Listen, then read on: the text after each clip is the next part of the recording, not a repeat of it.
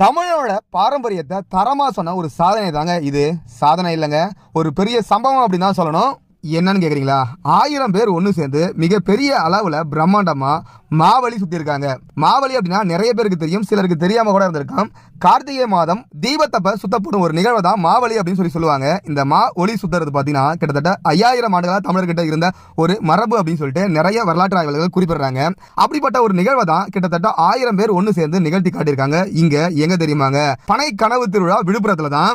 பனை பற்றிய புரிதலுக்காக மிகப்பெரிய அளவில் நடைபெறும் இந்த திருவிழாவில் ஒரு அங்கமா கிட்டத்தட்ட 1000 பேர் ஒன்று சேர்ந்து பிரம்மாண்டமா மாவழி சுத்திருக்காங்க. இதற்காக காலையில இருந்தே பாத்தீங்கன்னா மாவழி தயார் செய்யற வேலையெல்லாம் படுவேகமா நடந்துகிட்டே இருந்துச்சு. இரவு ஒரு 8 மணியை நெருங்க நேரத்தில் எல்லாரும் இங்க கூடியிருந்த எல்லாரும் ஒன்று சேர்ந்து மிகப்பெரிய அளவில் ஒளி சுத்தினாங்க. இதை பார்க்கும்போது வேற லெவல் இருந்துச்சு. எங்க திரும்பினாலும் ஒரு நெருப்பு பிழம்பா தான் இதை காட்சி அளித்தது. அந்த விஷுவல்ஸை நீங்களே பாருங்க.